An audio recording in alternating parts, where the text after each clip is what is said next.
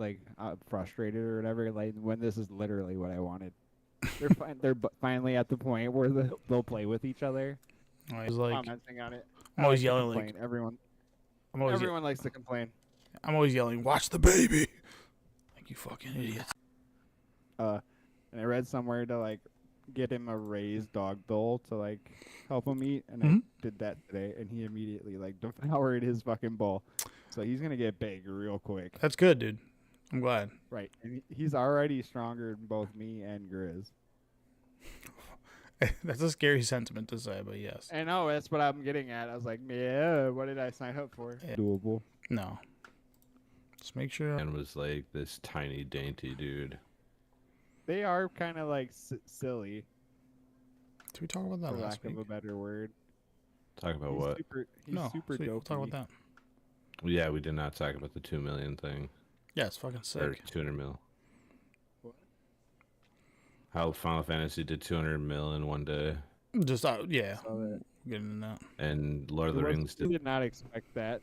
Yeah. At Neither all. did I I. guess I'll save it for the cast. 3, 2, 1. You are listening to episode 209 of Paper Player. I'm your host, Tony, joined with Josh and Jeff. And JB is on his way to Gen Con. We have him on a secret mission to see if Magic is the top game of the universe. We'll see. He'll come back with. It is. It's not the number 1 TCG, unfortunately. It's the number 2. But yes, What's number one? it's Pokemon. It's like, or like, it's like hard to like refute that. Well, it's factual. Like, Pokemon is the number 1 collected, and then Magic, No one plays. Like, I guess like people are playing it now.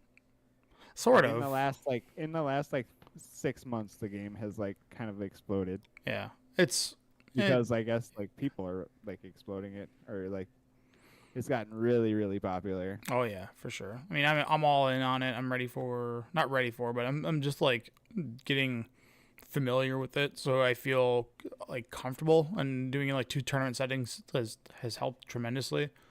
Because When Yeah. I was in college, I played it a bunch. yeah, it's an interesting game. It's definitely not as complicated as Magic, but there's definitely nuance, There's and like I like it. nuances.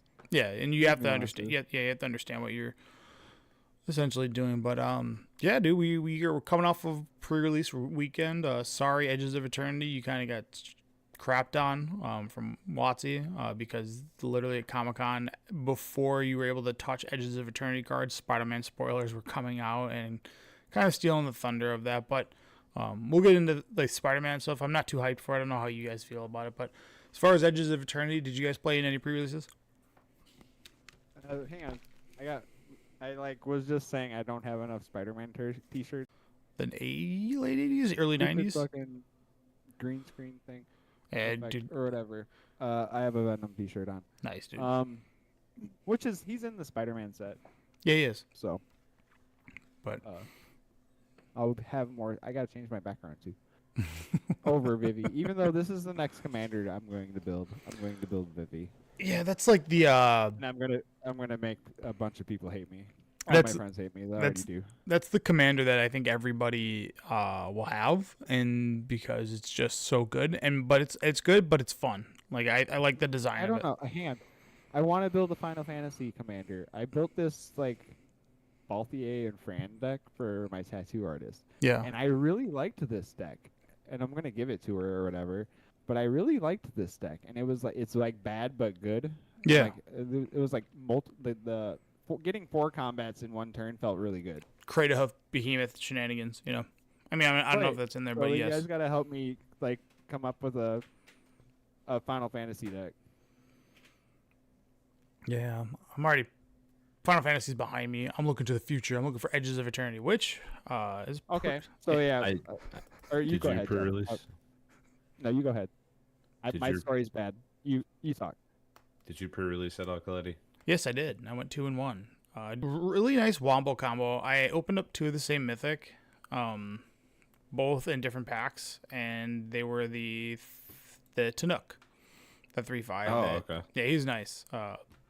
And then I also had to go with my 3 art spaceships that were relevant. One being the rare that when it ETBs, you destroy target non-creature permanent and then deal 4 damage to everything, and Tanook lives through that. And on when Jeff you, was not on that card in spoiler season, right? yeah, this card's good. So yeah, I obviously was able to 3 mana warp it in, destroy one of their lands, wrath the board, keep my Tanook, and then later on cast it for 8 out of the warp zone to do it again. So it was pretty disgusting to do that. And Tanook is really good.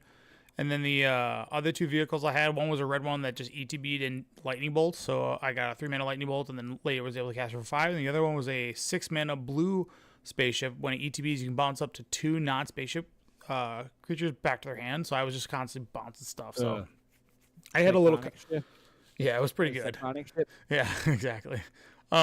Pretty good. The format, I don't know how, Jeff, you feel about stationing things. It felt terrible. I actively hated it. So I pre-released also once on Sunday, and I also went 2-1. I lost my first round to on turn 11, having 11 lands and 4 non-lands. Oh, sure. In play. Yeah. So I just got ran over. But round 2, I played against an opponent that I don't think has played Magic much because he was at 1 life and I was at 20. And he tapped out and swung at me to put me to 14. Yeah, and I had 5 power, and I was like, okay. Wow. But my last round opponent, because I didn't crew or station at all. Like, I only had 2 vehicles. I had the black rare one where it's first mode. If your opponent discards, they lose 3 life. And it's last mode. If you attack, they have to discard. And if they can't, they lose 3 life. Sure. So no matter what, they'll lose 3. Yeah. And then I had the uncommon that when it comes in, an opponent sacks a non-token creature. Yeah. And it's like a 4/5 flyer. And the last round, me and my opponent both had that same one, and we both stationed to be able to make them creatures. I don't know, like, unless it has a cheap ability, stationing just seems like a waste of time. Dude, it feels especially awful. in limited, because you're like, oh, I'm stationing 7, and it's like, okay, so unless they have a wall of creatures, you are giving up 7 damage. Ugh. That's a lot. That's how I thought about it too. Like Yeah. the one that's like you win the game or whatever. Well, that's different. Like that, at least It's you're still like like- climbing to something. If I'm stationing for like a 4/5 flyer and it takes 8 to station it, is this really worth it? Dude, it didn't feel good. Like there were games where it's like, okay, we're at a stalemate, and I played against an opponent that was had Sotheria, the Super Void. So that was like, Hard's okay, gross. yeah. So I was able to navigate it where I never had a creature die and go under it. I was just like, I guess Okay. I'll just station stuff. Like this is like, I'm not going to attack. I'm not going to block. I just need to make sure that I have flyers so I can go over his head, and that's what I ended up doing. And it worked 2 of the 3 games, and I did open up a Magus of the Moon, and he was playing the land that makes a 5/5 robot. So I was like, oh yeah, this is coming in. Magus of the Moon's coming in. So, but Upset my pool. I opened to the blue mythic land. Mm. Like the land itself is fine. It's like 15 or 20 bucks. So like cool. I open money, but for a pre-release, that's the last thing I want to see is a land that takes 12 to tap for blue equal to the artifacts I control. yeah, I got the red mythic land. That one, I would actually play that one because that at least does something.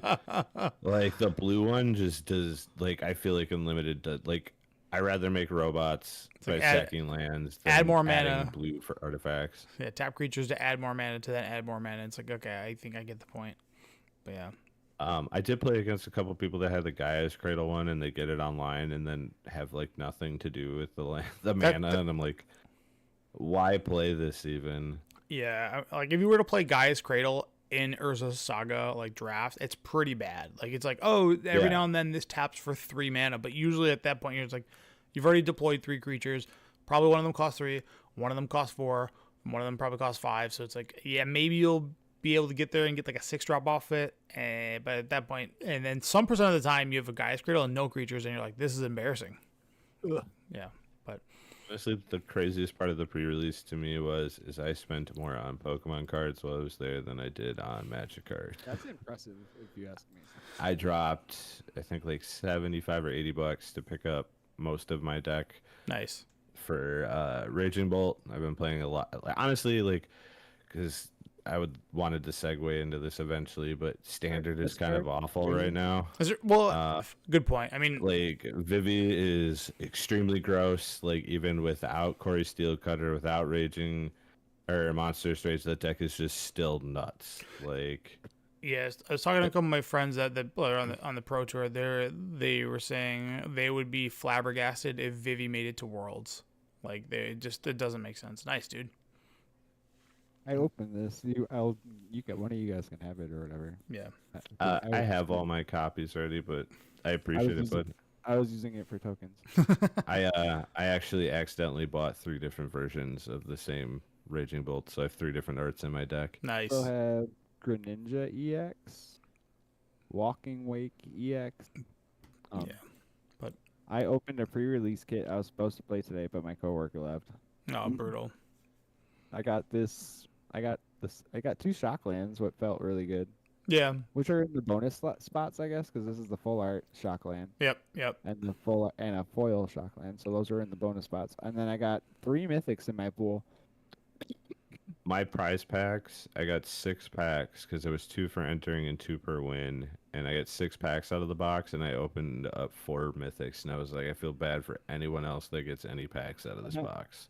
I got the red mythic land, and then I got the Ouroboros dude that puts a counter equal to its power. Yeah. That guy seems really good. And then I got the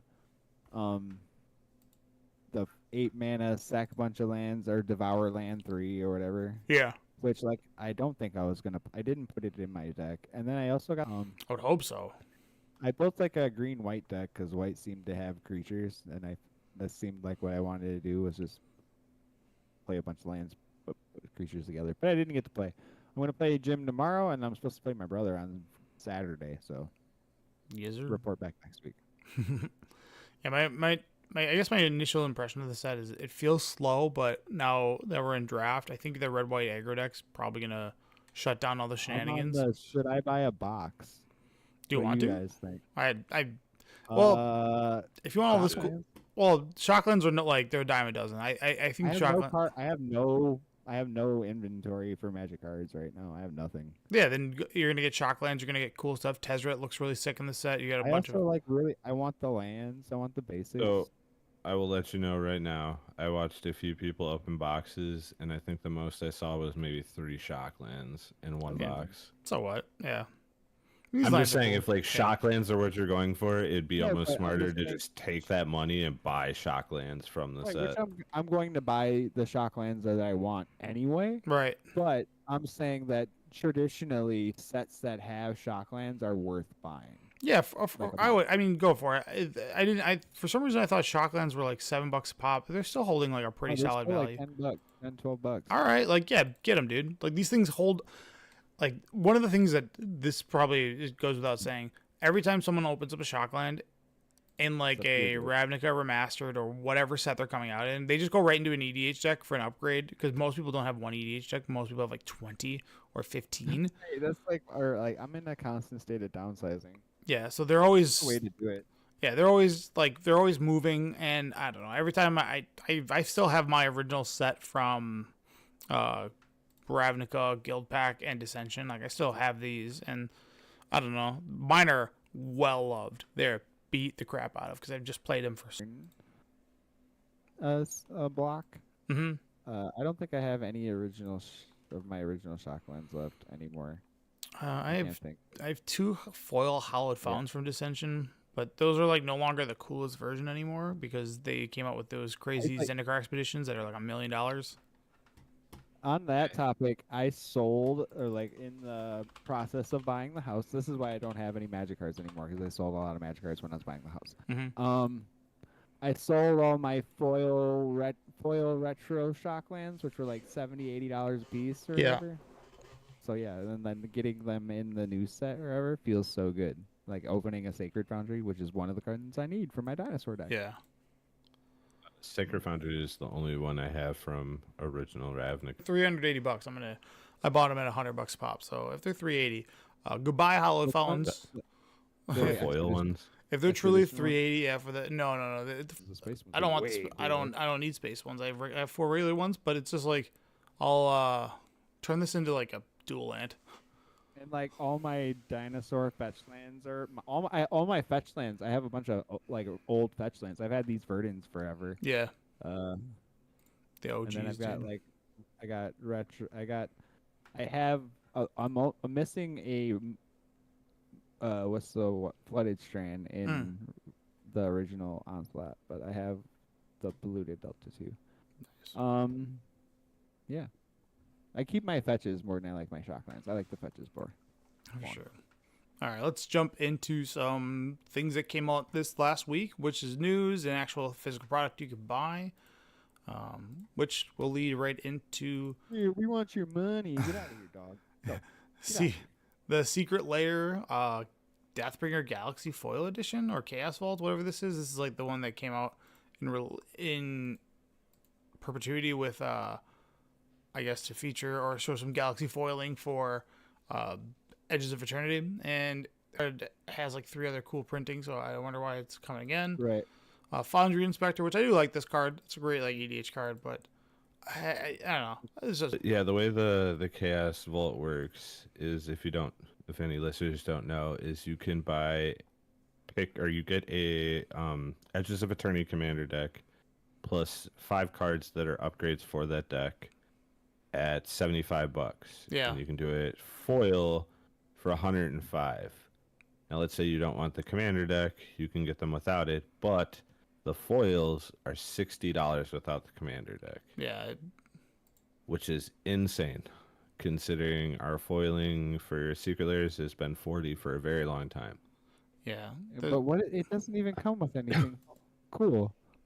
I mean, it's okay stuff. Like, it's not bad. The one that comes there with are upgrades for the deck, but it's nothing like worth that money. Like, the Crucible Worlds one was worth $60. I wanted $60, that one. I don't know.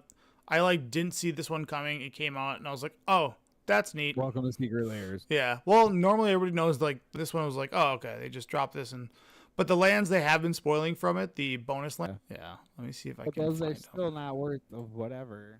Yeah. Right. But I think it's funny that they do this Secret Lair upgrade commander deck. Why not just give me the pimped out commander deck? Yeah, let's see if I can find it. The gimmick is what I'm getting at. Sure. No, I'll get an art of this. I can never find this stuff. I have to find like a Facebook photo of it. A photo of them. They'll be really cool. You son of a bitch. Why does everything have to be so hard? Anyways, yeah, and then we also had Spiderman come out, which there's a lot there. I don't know why. It feels underwhelming to me. I'm not interested in it. And I'm a huge Marvel dude. Like, so something's missing. I don't understand why it's not grabbing me. Maybe the Spider-Man cards look so bad. I think they look amazing. The comic book art is so on point. The original artists are getting... The comic book art was cool, but like, I don't know, the cards just were not cool. They weren't exciting to me. Yeah, something's missing. Cool, like their names are on there. Yeah. Which I forgot his name, but one of the artists actually did stuff for Fallen Empires, which is really cool. That is pretty sick. I hate that you went to this guy's page. He does. Wait, is that the land? Yeah. Yeah, those are the ones. Let me show them now. They're on screen. Sick. Yeah, these lands are sick. Those are sick. They actually look pretty good. Like that's pretty good. I fuck with these. They look good. So if anything, buy them for the sweet lands. They look really good. But yeah. I like how Spider-Man's my favorite superhero, so like I already have like a soft spot for the set. Yeah. But I don't know. I think a lot of the flavor is on point. I like how they're touching on like all of these different versions of Spider-Man, which is really cool. I thought that was cool. Like Spider-Rex, That was awesome. Spider-Porkman and stuff like that. Spider-Rex is legendary, so he's like your Colossal Dreadnought commander finally. They have a commander for it. Yeah. I think Spider-Punk is going to see a lot of play. Yeah. I don't know. I'm super hyped for this set. Yeah, it's missing it for legendary. Me, man. I'm going to build that deck just because. Yeah. I mean, you have like 7 cards that go into it right away. Right. I guess we could talk about some of the cards, but they do have sagas in there, which is nice. I was so surprised that Spider-Man was white or whatever. I hated it, but I understood it. You know what I mean? And he flips into Naya, whatever it is. Bant. Yeah. So they Actually, it looks it like doesn't feel like Bant in my mind. I want him to be black red or whatever. yeah. So there's See, but black's more evil. Or black. I want him to be, I don't know, red, white, something. I want him to have red in him. yeah. So there's like Miles Morales, Gwen Stacy, Peter Parker. Those are the 3 Spider-Man that we see so far that transform. So their front side is their human anon, their citizen version. yeah, and then they turn into their Spider-Man by paying, and then they transform into their Spider-Man version where they put on the suit, and they all have pretty cool abilities. She's beating up the Shocker. Yeah. Yeah, so this one, for example, we have Gwen Stacy, red and 1 for a 2/1. When she ETBs, exile the top card of your library. You may play that card for as long as you control this creature. Great. Transform for Jeskai and 2, so 5 mana total. Flips over into a 4/4 Flying Vigilance Haste. When you play a land from exile or cast a spell from exile, put a 1/1 counter on Ghost Spider, and then remove 2 counters from Ghost Spider. Exile the top card of your library. You may play that card this turn. So, neat.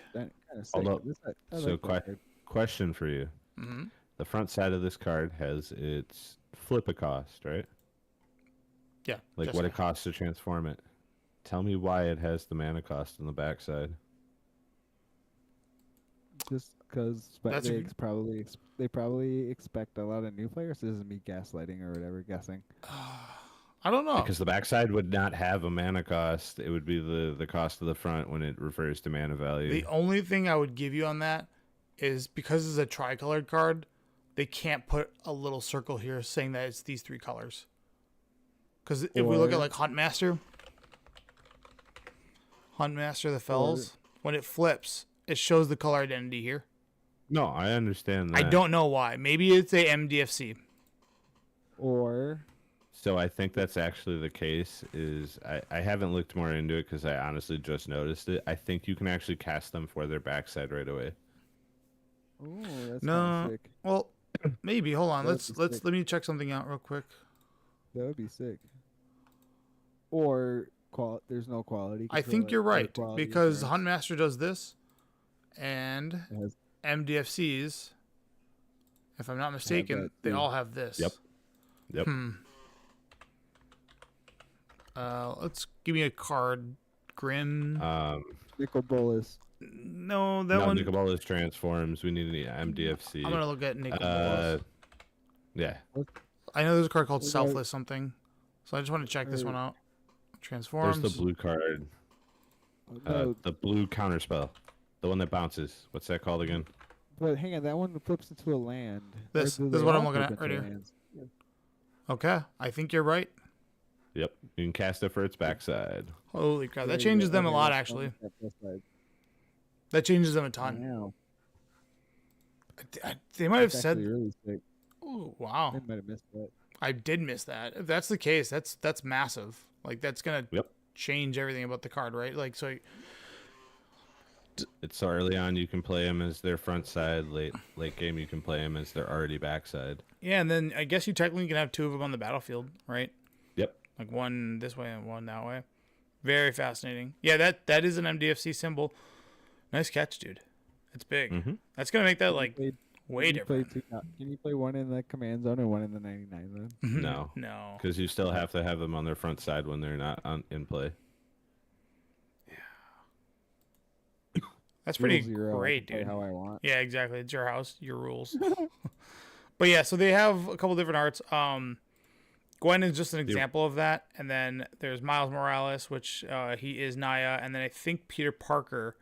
He's banned. He's banned. Yeah, and Peter Parker has this like pseudo ninjutsu ability, which is something. I thought that was cool too. Passed it already. It was up. Did I? Spider ninjutsu. It's second row from the right, up a little more. Return a spider or some shit like that. No, it's return right to right. This one. Yep. That's not him. This is the. Oh, no, that's the 2 drop. You gotta go up. No. It was revealed early. He's like black blue. Oh, this goes in order. Okay. Yeah. Peter. No, this is the crappy deck one. The black blue one. Oh my god. Let me just type in. How would I just type in Peter? There he is. Right there. Got him. Let's get this version. Dude, this art's so Yeah, my the God. comic book art like 1-to-1. Amazing. It's Yeah, I mean that's like so cool. yeah. First comic book with him in it too is on the back, which is also awesome. So this one, so you can just cast it for the other side. So each legendary spell you cast that's one or more colors has web slinging for Bant. So you can cast a Progenitus for Bant as long as you return a tapped creature you control. That's all you have to do.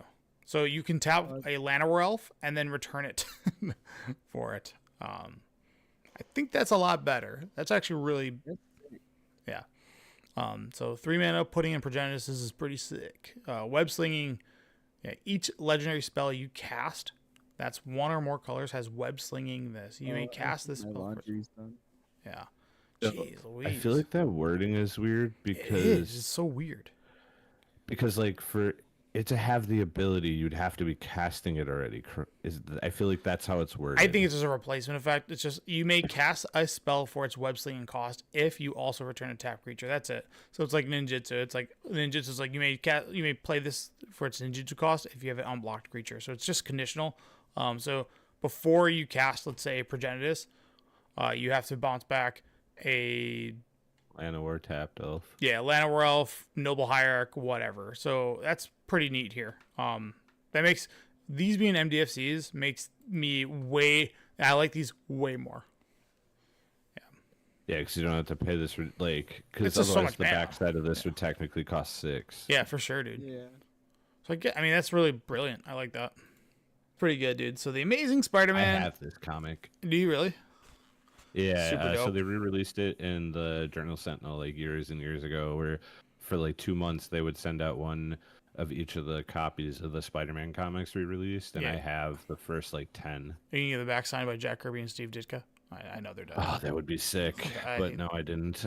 Well, no, I'm saying this card. I'm making a joke. Yeah. They're rest in peace. Mm-hmm.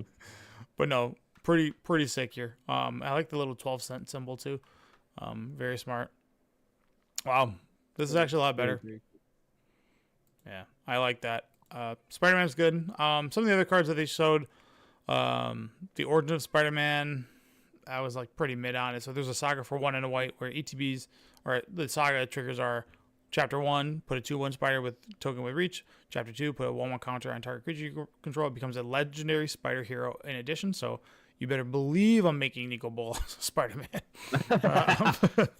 And then target creature you control gains double strike. So it's like a really cheap, it's a 2 mana 2/1. Look at it that way, and it's got 2 other abilities on it, which was pretty nice.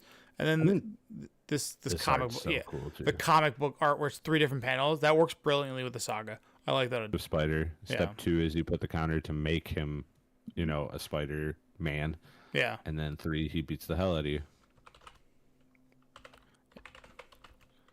Yeah. Theo, yes, we are usually live all the time. This is just we're back to our original date of Wednesday. So if you hang out on the internet on Wednesdays, this is where we're gonna be. Yeah. Yeah. Sick, dude. What about Spider Porker right there, bud? Spider Ham. Hog. Yeah. Spider Ham. Oh, so good. Yeah, that one's cool. It's 2 mana 2/2. Has ETB make a food token, and then it has animal May Ham, and then other spiders, boars, bats, birds, cats, dogs, frogs, jackals, lizards, mice, otters, rabbits, raccoons, rats, squirrels, turtles, and wolves. You control get +1/+1. So it's like an anthem for non-humans. Almost every animal. Yeah. Almost every animal. Unless there's new future ones. But yeah, very, very neat. I like that a lot. Craven's in the set. There was another card that was spoiled. But I guess let's talk about Spider-Punk. This is the card that I think is... Dude, card nuts. Yeah, it's pretty nuts. So 2 mana 2/1. Legendary creature. Has Riot. When it enters, you can give it haste or a 1/1 counter. So great. Other spiders you control have Riot. So you can give all your spiders haste. And then spells and abilities can't be countered, which is a dual-sided effect. And then damage can't be prevented. So the One Ring, get bodied. All encompassing of a 2 mana card. So... I think this is like super CDH, but yeah. Yeah. This card's good. Yeah. I got a lot of the classic. This dies to Doomblade and then you counter spell. I was like, okay, if you have all of these, then yes. Teleport's behind you. Yeah. Good thing it's in the command zone. And like this art is really sick, dude. I love like how it has the Spider-Man symbol underneath the box, and then like the guitar like in the web. Yeah. Oh, I wonder if that'll be like, they did the Jurassic Park cards, the emblems. Oh, sure. The emblem foils. Yeah. That would probably be what they would do. Dude, right. So I was a huge fan. I'm still waiting on Into the Spider-Verse Part 2. Like waiting on that. 3. No. There's Spider-Man Into the Spider-Verse, Across the Spider-Verse Part 2. Into the Spider-Verse, across the The third iteration of that movie. There's a third one, Beyond the Spider-Verse. No, they haven't. Oh, it's not out yet. And what the hell's going on over there? Those movies are so good. I love those movies, and that's where like this world is for me. Yeah. Good is an understatement. That's fair. Agreed. Yeah. Oh, and I love these lands, man. I know we always talk about there's always full art lands, but sorry, these don't. The web symbols. These don't beat. So good. They don't beat the Dragon lands for me. Sorry. Yeah, that's fine. I can't wait to judge the lands at the end of the year. It's gonna be dragons. It's not close. Those ones are too good. Even like the dragon full art lands are really good too, though. Final Fantasy should have had sweet lands, but they kind of blew it on those. They're just generic. They were just like the only notable place I felt like was the Final Fantasy VII one. Yeah. So, there's a card that does matter though, Multiversal Passage. You may think this card's not good, but this is a shock land that's not a shock land. You can't fetch this, but however this land enters, you choose a basic land type. Then you may pay 2. If you don't, it enters tapped. This land is the chosen type. So it only gets picked for 1, but it's technically like this 5-color like shock land. It's not tutorable. However, why this card is good? Can anybody tell me why? Because if it's the card layer you need or whatever. So like if you only have 2 lands in your hand, one's a fetch or one's a shock. This is the other one. Yeah. Both are good reasons, but mainly the verges are all activated by this card. So it's like if you're playing verges, you're playing this card along with them because it makes it so you have all the duels. So I don't think you play this outside of a 2-color deck though. Right. Because once you reach like 3-color, like there are some verges you won't be turning on with this, which would be bad. Oh, fair enough. Yeah. Well, aren't the verges? There's 10 of them, right? So you could build like a Sultai deck and it would touch both if you like chose Swamp. Or am I wrong on that? So you would have black, blue, black, green, and green, blue. So if you choose black to turn on the 2 black, you're not going to turn on the green, blue. Yeah, sure. Fair enough. I gotcha. The verges are an elegant design though, because it's like a way to make 20 lands. Mm-hmm. Oh, agreed. Yeah, these are good. I think it's a really good card. I think it will see play. I don't expect it to actually be expensive either, solely because you can't fetch it. Right. Makes them bad. It actively makes them bad. Yeah. Like that's the biggest problem. If it's a fetchable land, they're top tier, god tier forever. That's why like the tri lands, the original shocks, and then the surveil lands, those are all highly coveted because they're just disgusting. They're so good.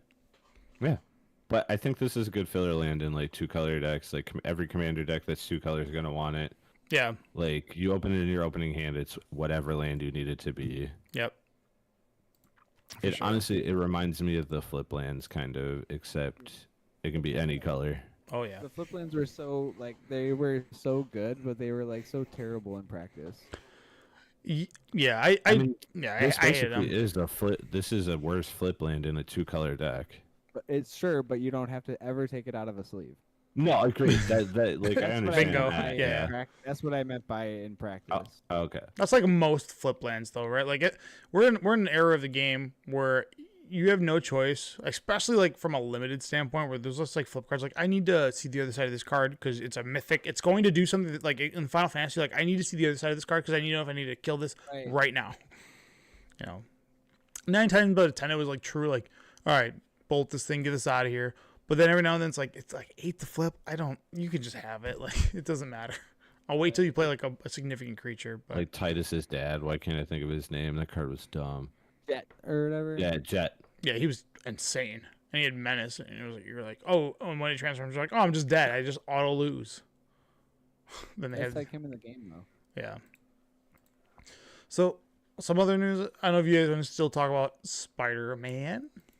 I don't think. I I don't think there's much to talk about. One thing I wanted to point out about Edges of Eternity is I know we covered spoilers and stuff like that, but I did a pretty good job avoiding like reading every card. Yeah.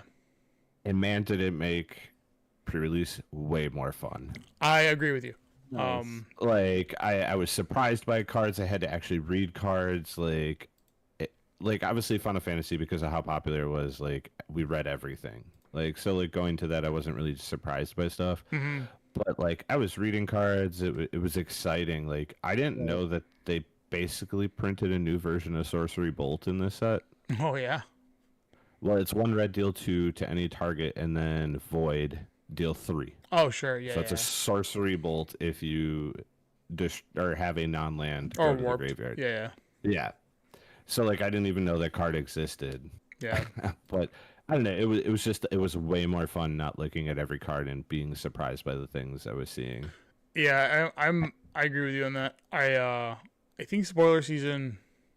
I mean, it is what it is, but it's no spoilers. Yeah. I'm at the point where it's just like I have to really care about the property to go in on it. Like, don't get me wrong, if they ever do like a Dragon Ball Z, I'm gonna be like, yeah, what does the Vegeta do? I can't wait. Like, I can't wait for this. What does Nappa do? You know?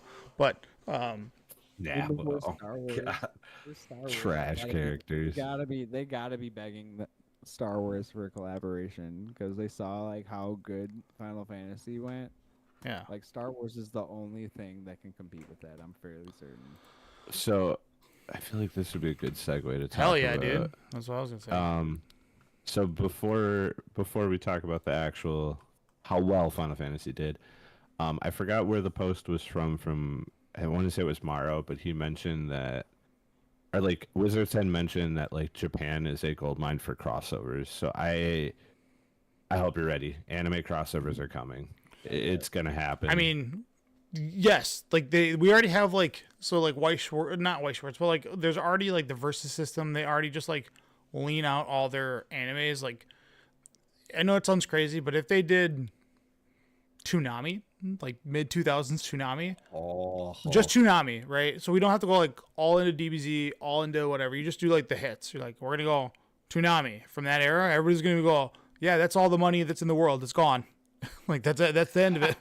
Like, sorry. Actually, like our generation, where the money is, right? That's exactly why Pokemon. That's why all the card games that are from nostalgia, like Pokemon.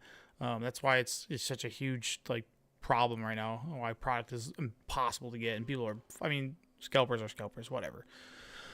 Yeah. So, Lord of the Rings took 6 months to create $200 million in revenue, with Final Fantasy that took all of 1 day.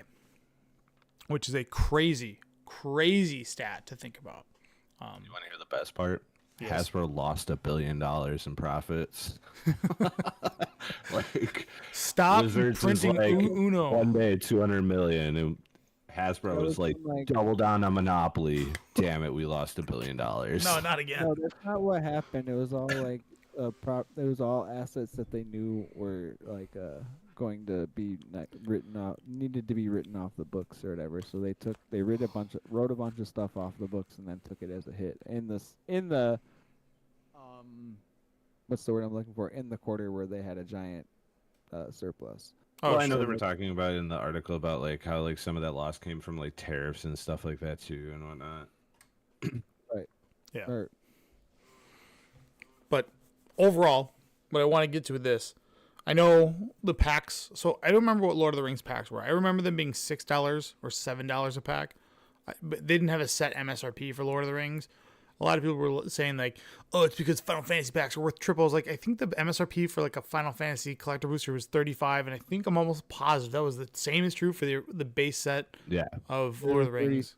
$36 they were MSRP at MagicCon, and they were $36 a piece. Yeah, so I think they're like, from a standpoint, but Final Fantasy did something that is so different from what we are aware of. Like, I think the last time I remember a set being hard to get was M10, and that's because it was a core set with new cards in it, so they just underprinted it, and that was the only reason. And the original Zendikar. Was it hard to get? I guess okay. Their first run of Zendikar, but I remember like always being able to find Zendikar treasures packs. or whatever. The Black Lotuses were in packs. Oh yes. So getting people to go nuts on that stuff. So, I mean, it is strange to say, but I mean, the aftermarket of like Final Fantasy collector boosters are still like the prices are creeping up. Like they're at $100. That's like the going rate for them. Really, you can't find them for like, if you can find them for $60, fine, like get them. They're just it's just not happening. You're not finding them for that price. Barnes and Nobles is what. Yeah. Good luck. My insight or whatever. Yeah. Yeah. That's like the last place that people haven't pillaged. Yeah. I mean, right. I mean, at this point, the collector boosters, I would assume they're either in people's closets or whatever. And I know we talked to you guys earlier about there's a potential rumor that might be like 99% true that the holiday set this year, the gift bundle is going to be not Final Fantasy, Spiderman.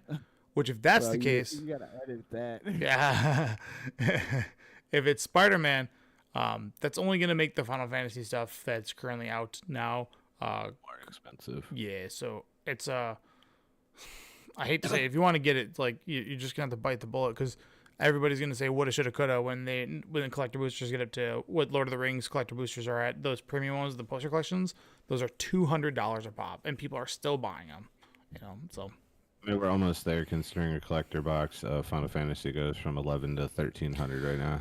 Yeah, it's crazy, man. And it's like it's the lottery ticket aspect of it too. Like there's still some chocobos out there, golden chocobos, which are just I think there's quite a few, honestly. Yeah, I would say like a little over half have been discovered, which means that there's still just some lurking in boxes.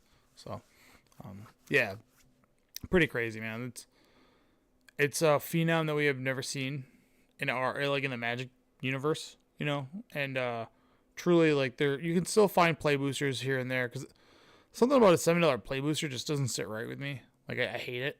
Like I like if I go to like a store, I usually walk out with a booster pack just to be like, I'm gonna little kid this in the car. But when it's $7, I actually don't want that. But I also don't want to buy Aether Drift because it's just like this set sucks. Like, sorry, Aether Drift, you stink. I was in on Aether Drift when I was building that Frain and Belthier deck because it's vehicles. Yeah. But yeah, that's crazy.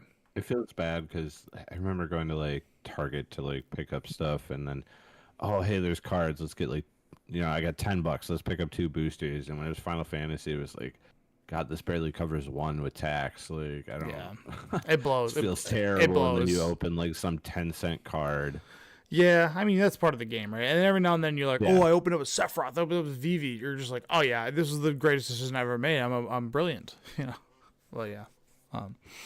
So kind of the ending thing of Final Fantasy. We're now into Edges of Eternity Limited. More over. Final Fantasy was just on all fronts. It just hit everywhere. Hit collectors. It hit people that didn't play, and then also the draft format's amazing. Like there's no arguing. I actually think it's the best draft form. Like it's got to be tied with Innistrad at least. It's really good. It's so perfectly sculpted. It's really good. Like you can go any direction. All the directions work. The bombs are there. That's a natural part of the game. Bombs are bombs, but it also gets mediated because like there's something weird about like when you open up a pack that has like 3 rares and 2 of them are bombs. You're like, oh, now someone else also has that bomb. Like yeah, it just and happens. The removal is plentiful in the set, which is really nice too. And it's normally stapled to something else, which is really cool because like, instead of you just time locking yourself by removing their big creature, it's like, oh, I'm going to play this enchantment or this saga and, destroy your creature and continue to do things and force them to have to respond. It's just, it was so well done. Yeah. Go ahead. That when Eons of Eternity or whatever, Edges of Eternity, that a lot of the removal was stapled on the stuff like that. 8 mana deal, 8 mana, 4 damage to everything, destroy a permanent or whatever. I got one of those in my pool too or whatever. Yeah. And there's like a 7 mana one that ETBs destroys or 10 damage to something. There's quite a few wraths. There's the 5 mana wrath. There's this 6 mana wrath. Right. There's the 7 mana wrath. There's an 8 mana wrath. So like, there's just like, you're like, oh, you really can't commit too crazily on the board. So, but yeah. I forgot to mention this from the pre-release. I played black white and I splashed for the blue white and to target player mills cards equal to your life total. I milled someone for 24. It felt great. Yeah, there was a guy at our pre-release that had 2 of those. He's like, I have to play blue white. I was like, yeah, you do. Just don't get under 10 life. Like, and he's like, Yeah. he would play the first one, and the person would have like 6 cards left in his deck, and he'd be like, I have a second one. Like, they're just like, oh, okay, like, but yeah. Talk about one of the worst ways to lose in limited is being milled out stinks. I don't know what makes it feel so horrible, but in limited, because like your pile of cards are 33 card deck or a 33 card deck after drawing a hand versus like 60 card where you're sitting at Yeah. 53. Like, Right. and your card pool is just like slower, so you can't get aggressive. You can't, like, you're just Yeah. like, I have 2-3 drops in my open hand. The first time I'm gonna be able to deal damage to you is turn 4, and you probably have a blocker. So shit, like, you know, like, I've decked people out in limited before. It Oh, feels yeah. so good. oh yeah, I did want to say, because we're talking about the 200 mil, this is a good and a bad thing. Good thing because, yes, Magic is being successful, which means like more stuff for us, but at the same time, best believe that Wizards of the Coast is now going to expect Universes to Beyond to get better and better and better and better. I mean, right? It's Meryl even said that too. Like it was like he did that on his like blog thing, or was ever expected to like it. The forecast says Universe is Beyond. it has to. Would they just like? the in-universe just doesn't matter anymore. Well, here's the thing. Dragons of Tarkir shows them something. People came out for that. Space set too. This space set is like people are hyped on it too. Yeah. So maybe When they do something stupid like Outlaws of Thunder Junction and fucking space. So Furious I think set. people like this set. Like Shocklands. Shocklands always bring people out. Yeah. Like it's something you always need. Spaceships are something that's never like space hasn't been done before in Magic besides Unfinity. yeah. Which that you don't have to count that. At the end of the day, this is just a hat set. Like, so they stepped back on legendaries, which was cool. There was only 22 in the set, Nice. so we didn't get, you didn't end up being clogged with legendaries. Final Fantasy had 184, and that is actually more than the entirety of the block of Kamigawa had, Yeah. which was a legendary base set. That one had 118. Yeah. That's pretty sick. I think give it a week because I think the draft format is actually going to be really bad. Sadly, like I think the spacecrafts are going to make it rough. Yeah. Like you're gonna have to play these awkward cards to fill out your deck, and the last time that happened, it made the draft format terrible. I could be completely wrong. Yeah. And at the end of the day, this could be an amazing draft set, but this is just how I feel it's going to turn out. Yeah. And Well, if green, white aggro and blue and red, white aggro exist, and spaceships are like a crux of the set, and they're unplayable, you've destroyed the format because then nobody can ever get out from under it, and that's like what you don't want. You can't have that. And yeah, so I don't know. I think this set is a good like sealed set. Like that's a lot of fun when you have more of like a pool to look at all together versus like trying to build a deck when other people are taking stuff from you. Yep. So I think if you have a chance to go out and play in like a release this weekend, you should. I know Honeybee Games is doing a last minute one tomorrow. I think at like 6 o'clock. It's like $40 and packs per win. So like if you got a chance tomorrow, go check it out because again, the limited format Yeah. and sealed, a lot of fun. But I think once we step into draft is when it's going to get rough. Yeah. Yeah. We'll see. I'm gonna play it on Arena, get some games in on it, and then honestly, like the Universes Beyond, I'm gonna give you like this is an opportunity because we were set for 6 sets a year, right? Can we just get rid of the hat sets now that only 3 of them are gonna be Magic related, back to like what they were 10 years ago, where it was core set plus 3 sets? Can we just Lorwyn's coming, right? Yeah, we do have Lorwyn Eclipse coming. I'm all for let's just do. If we're only gonna do 3 sets a year that are Magic, which is what we were accustomed to in 2010. It was core set, 3 sets of Magic.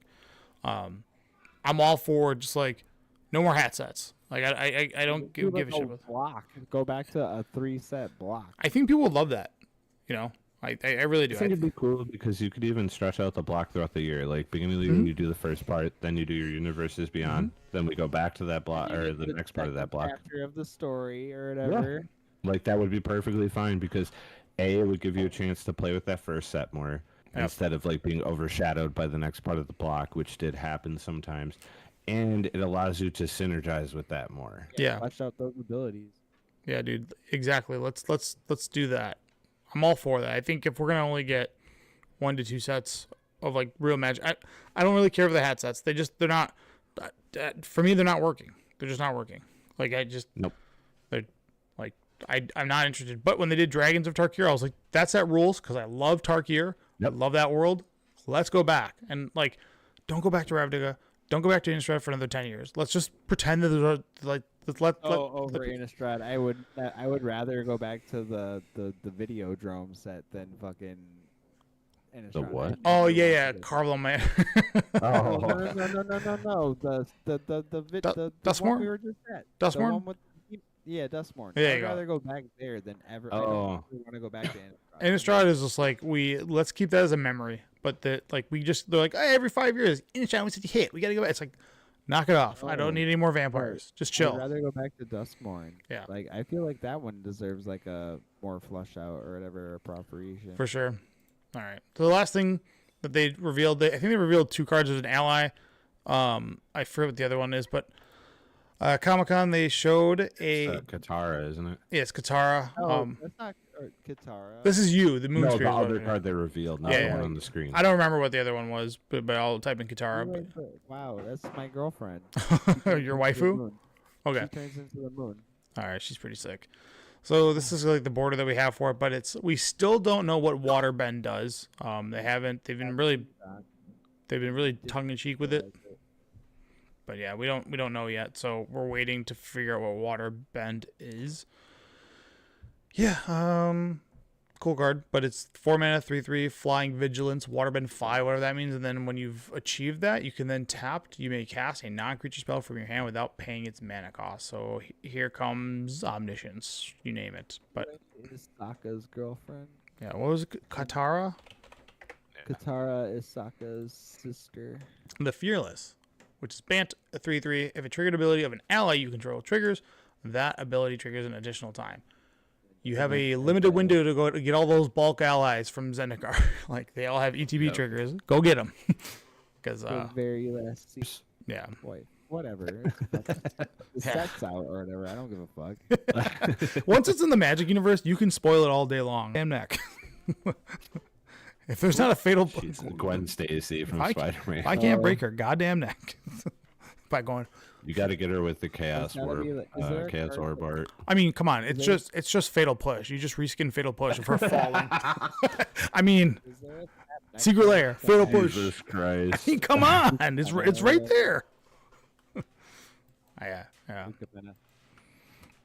What else do you need? Yeah, there we go. They could never go back. I don't need them to go to New Capenna.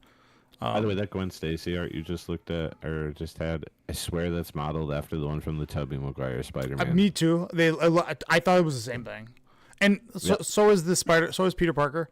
It looks like Tom Holland. I know that they vividly said this on stage. This does not cross over with the MCU, but I was like, that's fucking Tom Holland. Like, you're fibbing, dude. Yeah, that's Tom Holland. Don't try to pull some shit on me. I thought it looked like Neil Patrick Harris, to be honest. No way, man. That's fucking Tom Holland, dude. Oh, I guess yeah. No, yeah, that's kind of Tom Holland. That's fucking Tom Holland. Don't you get like this? I don't. This is like Garfield for life, bro. Yeah. Yeah. All right. I think that's all the news. Let me. For those that play Dual Commander, it's an okay format. It's the Blood Moon, you deserve it, bro. I was like, bro, it literally says Dual Commander. Like, Soul Ring's banned in Dual Commander. It gets better. Someone asked what Dual Commander was, and someone was like, "Oh, it's when you play 2 commanders." I was like, no, it's where you play 1v1. That's pretty good. Like that. Oh my god! Who's the commander or Blood Moon? Something very cool. Shout out to Bobby Hill, who's at Gen Con right now, because I remember buying the toys from Dragon Ball Z that came with DBZ cards. In The them. cards. Yeah, Yep. yeah. I bought the Krillin. I bought the Trunks, Trunksy baby. Someone's like, bro, this has already been done. Toys that they did, and there's probably more toys coming. Yeah, this has already been done. Talk about how terrible this like action figure looks. Spopovich? I had Yes, this. he looks so awful. I loved it. I loved these. These I played the living shit out of. But yeah, all right. I'll have to collect the Spider-Man one. Something to hang on the wall. All right. Today is a great day to stump a Jeff. So, you claim you're you're going out of your way this week. no. I keep it fair and fun. So I got some cards for you. So you claim that you're a burn player, right? Hopefully. I haven't touched. Cards. I'll give you the name of the cards, and you tell me what they do, and I'll start off easy, right? So, Josh, you can chime in if you'd like to, but basically, you tell me what Ghostfire does. Oh man, I think the original didn't it say player or creature? Yeah, you don't have to get the original text. You can do that, but Okay. that is correct. You can, any target, because that's what they've, that was printed before that. Okay. I will admit, it's an instant, right? Yep. Yes, it is. Yeah. Okay. You nailed it on that one. All right. So that's like the red. That's like the red, the 2007, 2012 like red player sideboard core fire. Oh, I know this one. It's one red. Oh. Wait, no. Sorry, I'm thinking of the one that has spell mastery. This one's 2 red and 1 deals 3, and then it has madness. Oh, Yes. so close. A red. Yeah, I mean, yeah, it's red 2, and then deals 3. You It's said 2 red and 1. the way he phrases it Yeah, is you're different right. from what Yeah, other people do, and I've Yeah, grown you're accustomed right, to the way he says it. But he had it. Yeah. All right. I thought you meant a different mana cost, but you had it right. Yes. Nice. All right. It Now. was so funny when you said a single red, and I was like, oh, he's. I was got it. thinking of I forgot the name of the card, but it's the one that Phoenix plays in Pioneer. Because that spell mastery deals Fiery 3, otherwise Pepper? it deals 2. Yeah, there we go. All right. So this is gonna be the last of the easy ones, and then we're gonna really see if you know your burn. Brimstone Volley. Shit. Oh man, This was played pretty heavily. I remember this came in original Innistrad, didn't it? Mm-hmm. It was. I feel like it had some stupid thing where it was like 3, but there was a way to reduce the cost. You don't have this one. Josh, would you like to take a stab? It's just 5 damage for 3 mana. There's a way to do it. There's a way to do. Mortify, didn't it? Nope. Or morbid. Yes, it has morbid. It dealt. 4 damage, morbid, or is it? You're gonna have to tell me, man. It's been so long. It's 3 mana for 3 damage, instant, and then if you have if morbid, you it's deal 5. Yes. Yeah. Okay, so I had it, but just missing the. the I knew it was clause. 3 mana. I couldn't remember if it like reduced the I knew it was cost or 3 mana, added. 5 damage. All right, we're gonna keep going with Volcanic Hammer. You might know this. You might not know this. This is a oldie but a goodie. Yeah, it's a oldie but a goodie. This is like a classic before they printed cool stuff. 2 and 2 red deal 4, Nope. or is it 3? You're off on it. So close. Oh, you're off. There's This is like one of those like I see because I've sorted so much bulk. I always think this card's worth something it's not. I always just keep because it came in white border at one point, didn't it? Yep. It was from Portal. Oh. The original's from Portal, but it's like in 7th and 8th edition. Oh, okay. So because I can picture the art, the white border and the hammer on the card, but I can't because wasn't it? I feel like it was just like 1 or 2 reduction of what Lava Axe did. It is a lightning bolt for 2 mana, sorcery speed. can't be regenerated. No, that does not have that text. I thought it did. Incinerate's like one of the few that has it. What am I thinking of then? I don't thought there know. was one that was like because Lava Axe is the 5 mana deal 5. Yep. But I thought there was one that was like 4 mana that dealt 4. There's a Just literally 3 like mana 3 one that does mana. that. We talked about this last week. Or char. Chars forward to somebody and 2 to Two you. to That's yourself. to you. Yeah, that's like that was played heavily. All right, we're gonna Yeah. keep going with some burn. You might know what this one is. Needle drop. Ooh, I know this one. This is a Pauper All-Star. Oh yeah, very good. It's one red. Mm-hmm.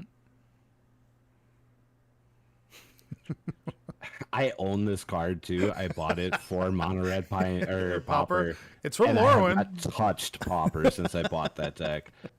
I want to say it's like it deals 1 and damage can't be prevented. No, it's terribly it deals. wrong. It's if you played Pauper with it, you would know because it's pretty like pivotal. But it deals 1 damage to target creature or player that was dealt damage this turn. Draw a card for a single red.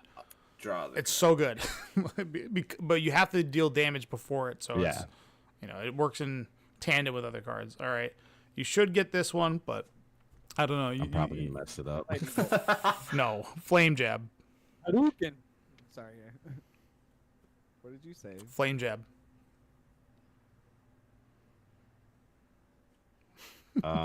It's from Eventide. If that helps you. Man. One red? I don't know. You have to tell me the rest. I can't. I'm going through the steps, and I'm still questioning because I'm getting it confused. Because Flame Javelin's the one that's 3 red or 6 hybrid. That is correct. That is okay. Not Flame Javelin. So Flame Jab is 1 red. Still 2 to target creature or player. Sorcery speed. I'm guessing that's horribly wrong, but you're close. It's deal 1 and then it has retrace. You can discard a land from your hand. It's a repeatable burn. Card's not good. Nope. Yeah. But it was played with what was that card? The red. There was a red deck wins way back when. Yeah, there was it also got played along with Life from the Loam because you would pick up 3 lands and then you could just keep. Flame Jab was good because once upon a time creatures had 1/1, and when you would play against a 1/1 deck, you would just you were okay dredging it and then being able to retrace it by picking up lands. So I wasn't a burn player back then. Oh, whatever. All right, there's 3 more on this list. You should know this one. This is like a limited all-star, Cone of Flame. I didn't hear what you said. This is a limited all-star, but it's called Cone of Flame. Cone of Flame deals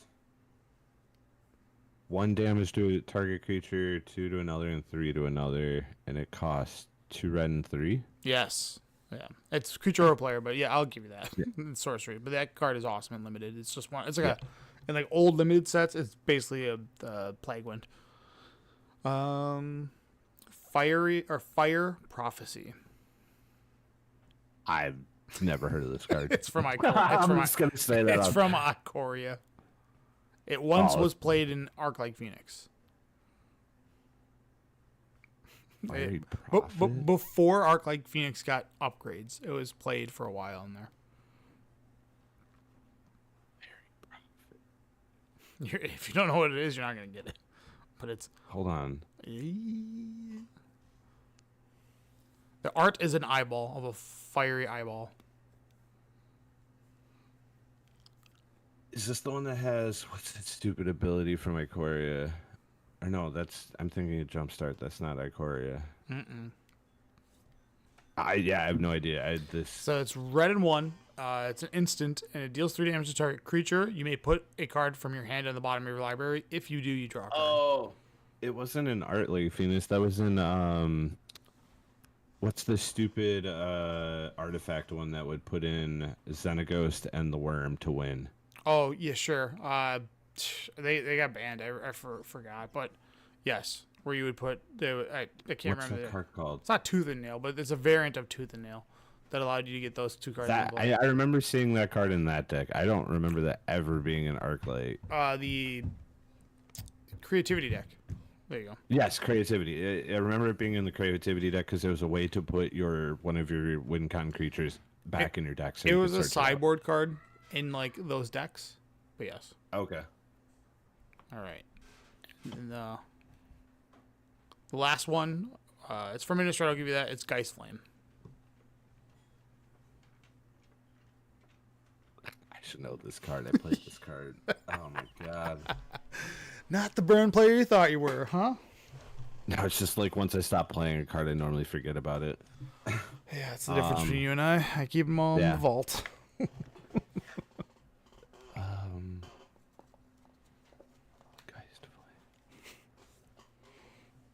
Yeah, I think I'm gonna say 1 red, deal 2. No, 1 red, deal 1 damage. Scout flashback for 4 instant speed. It was like limited. It was a limited all-star because you it like. couldn't ask me gut shot, bro. You know that card. That card's relevant. Dude. I mean, I started off very easy. I was like, here's the easy stuff, and I progressively made it to cards. Yeah, I could just be like, oh, here's a freaking card from Invasion that you would never have seen. Like, do you know what Ember Shot does? No, you are correct. You are correct. Do you know what Ember Shot does? No. I know this because I played it in Duels with Planeswalkers, the first edition of that game, where when you added cards to your deck, it only grew your deck. You could not take out cards. Yep, I remember that. So Ember Shot is 7 mana, deal 3 damage, draw a card. 7 mana. And I was like, what the fuck is this card? You would have that in the red deck with Raging Goblin. You'd be like, I'm never going to cast this card. It never happens. Like, I would be like so pissed because like, I can't get this out of the deck. It's stuck. I remember the first Duels of the Planeswalkers games because I ended up with so many Garooks from those codes. Oh, dude, I was going everywhere. And then even the second one, I was like, I'm going to go get a Frost Titan. I'm going to go get a, I loved them. Oh, I miss all the, dude, we had a page of prime times from then. Yeah, for sure. But yeah, that was Stump the Jeff. I would say you're an okay burn player. I wouldn't say you're great at it. I'll put it this way. I may not know these cards, but you hand me a burn deck and I'll play it the best it can be played. All right. Yeah. Yeah. But next week when JB comes back, I'll have some cards for him. I have to think. We're gonna play Stump the Tony next week. You can. I would always ask. I'm not gonna purposely find like terrible. I'm not gonna like ask you some 2-drop from like Urza's Legacy or something that was never seen play. But... Well, you know what I mean. Like if you could do like a counter spell one, and I probably know. Yeah, you are a blue-white player. I should look up blue-white cards throughout the ages. That'll be a good one. Discombobulate. Discombobulate. I think it's blue and 2. Counter target creature. Unless they pay 4. I thought it had like a. It could. I'm almost positive that one's 1 and 2 blue. It's 2 and 2 blue. Counter target spell. Look at the top 4 cards of your library, then put them back in any order. Yeah, I'm thinking of something else. I'm thinking of Convolute. Yep. Yeah, that's the one I'm thinking of. Yeah. But yeah, it's like, I think I got a lot of the counter spells from the, like, they're all pretty easy. They're all like blue, 1 variant of cancel. Like, most of them, yeah. And then like every now and then they do like, mana. They haven't given us this like straight mana leak in a very long time. But I guess we have the No More Lies, which is like the closest one that we have. Which it's better technically because it exiles, but then it's 2 color dependent. Yeah, you can't splash it, so every now and then you don't get to turn to it, which has happened a lot. It's really annoying. But yeah, all right, Josh, get us out of here. Back to Wednesday, baby. Gummy candy is better than chocolate candy, and that's my hot take. No, don't you dare. Wednesday, I'm actually onto that. I was thinking that today. Like, I wanted to ask you guys real quick. You may not eat it a lot, but what's your go-to pudding flavor? Pudding? Yep. Chocolate, I think. If not tapioca. I was gonna say tapioca, and people, I showed my wife tapioca for the first time. She's like, "What what are you doing?" So mine's butterscotch. Butterscotch is awesome. Too. I was gonna say that because my grandpa had me on butterscotch. But I think chocolate is one of the most overrated flavors. There's something about it in adulthood. Yeah, you just don't like, I don't get in contact with pudding. That's fair. I only bring this up because I was grocery shopping the other day and it was randomly like 7 for $7 on sale. And I gotta get this snack. I was like, fuck it, I haven't had pudding in forever. You're getting that pudding at the dollar store. Let's just say this: if I caught you eating, if we were at work and I caught you eating a pudding, I would never let you live it down. I would make fun of you. That is definitely something you don't eat around people. I'm like, what year is this? Backpack there. When are you doing? No. When are you getting picked up from the bus today? Huh? It's like, what are you, 13? Like, by the time I eat pudding, it's like 3 a.m. and I'm like in my kitchen and the lights are out in the house and I'm standing there with the fridge light. Cheese like an adult. What did you say? Eat shredded cheese like an adult. I don't do that. I just go get a scoop of peanut butter. I go, Oh, that's a good. I do that a lot too. Peanut butter is anymore. It's like too thick to like want to go lay down. I grab I grab one of my kids' spoons. I used to do like I'm gonna get the ice cream. I'm gonna get like the giant ice cream. What I actually eat now when I do that now, it's a fucking pickle. It's a good move. Oh, yeah. that's. I don't think I could do that right before going to sleep though. Or like if it's not a pickle, then it's grapes because like I want to hydrate. Yeah, I learned a lot about grapes recently, and I don't know if this is just